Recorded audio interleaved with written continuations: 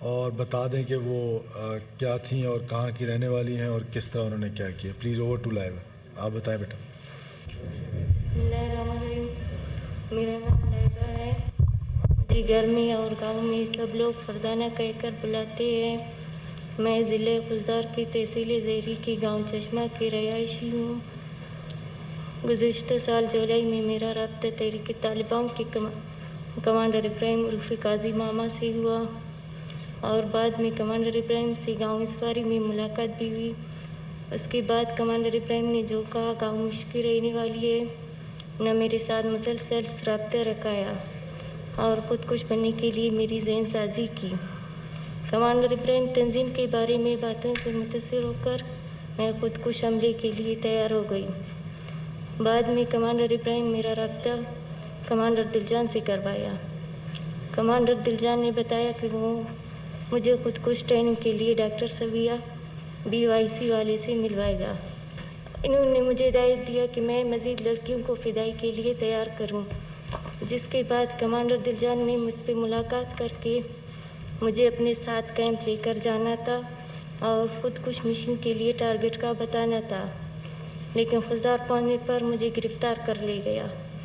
Commander ابراہیم میری ذہن سازی کر کے مجھے غلط استعمال کرنے کی کوشش کی.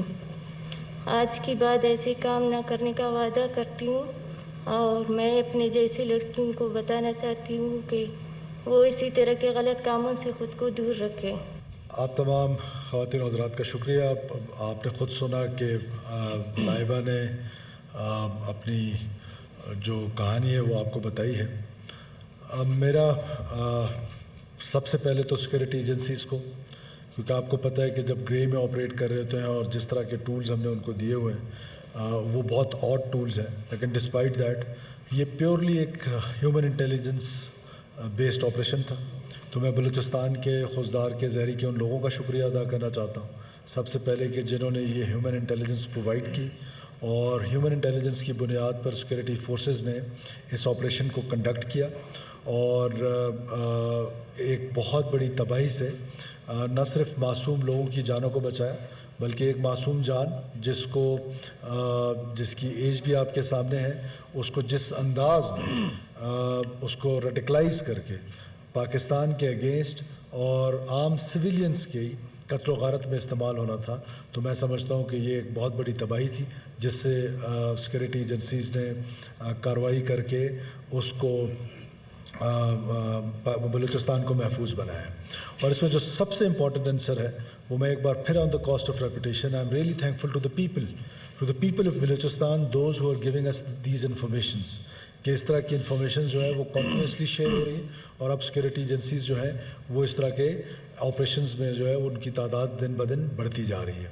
اب سوال یہ پیدا ہوتا ہے کہ میں جیسے پہلے دن سے کنٹینیوسلی یہ کہہ رہا ہوں کہ خواتین کا جو احترام ہے معاشرے میں، بلوچ معاشرے میں، پشتون معاشرے میں، اسلامی معاشرے میں، اس کو اس انداز میں ایکسپلائٹ کر کے اور ایسی چیزیں ہیں، ایسی شرمناک باتیں ہیں کہ وہ شاید ہم پریس کانفرنسز میں کر نہ سکیں، کہ کس طرح ہماری خواتین، بلوچ خواتین کو ایکسپلائٹ کیا جا رہا ہے اور ایکسپلائٹ کرنے کے بعد ان کو اس ایکسٹریم اس تک لے جایا جا رہا ہے کہ جس کا نقصان فیملی کو ہے، پاکستانی کو ہے، بلوچستانی کو ہے، اس کو خود ہے.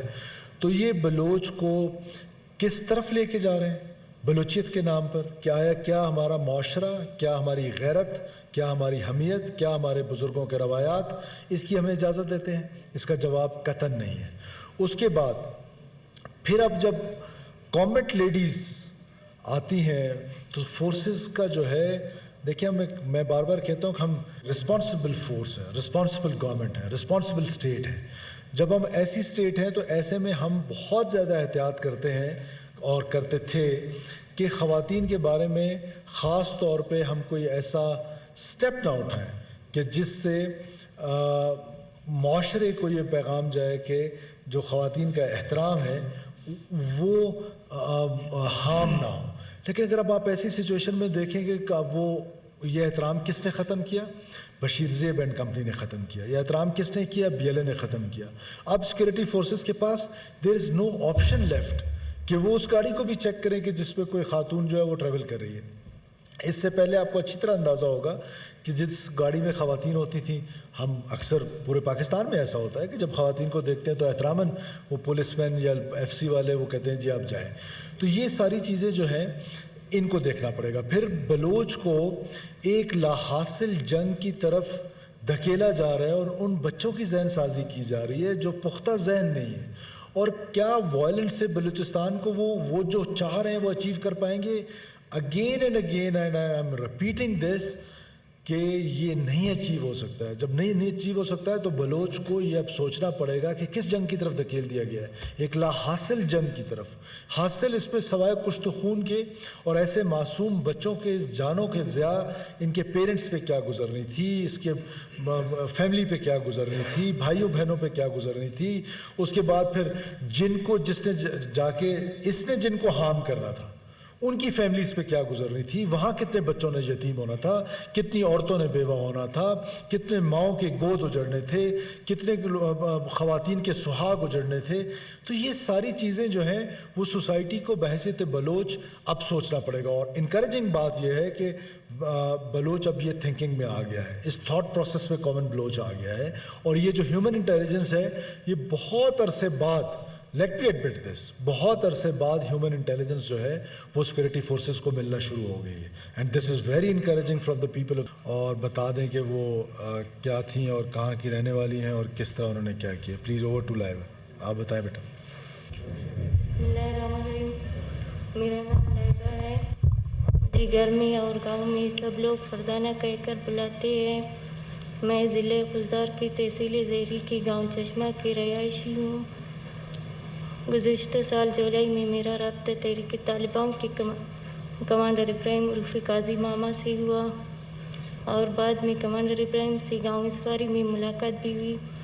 اس کے بعد کمانڈر ابراہیم نے جو کہا گاؤں مشکل رہنے والی ہے, نہ میرے ساتھ مسلسل رابطہ رکھایا اور خودکش بننے کے لیے میری ذہن سازی کی.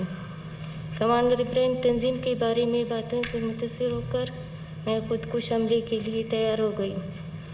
بعد میں کمانڈر ابراہیم میرا رابطہ کمانڈر دلجان سے کروایا. کمانڈر دلجان نے بتایا کہ وہ مجھے خودکش ٹریننگ کے لیے ڈاکٹر سویہ BYC والے سے ملوائے گا. انہوں نے مجھے ہدایت دیا کہ میں مزید لڑکیوں کو فدائی کے لیے تیار کروں, جس کے بعد کمانڈر دلجان نے مجھ سے ملاقات کر کے مجھے اپنے ساتھ کیمپ لے کر جانا تھا اور خودکش مشن کے لیے ٹارگٹ کا بتانا تھا, لیکن خضدار پہنچنے پر مجھے گرفتار کر لے گیا. کمانڈر ابراہیم میری ذہن سازی کر کے مجھے غلط استعمال کرنے کی کوشش کی.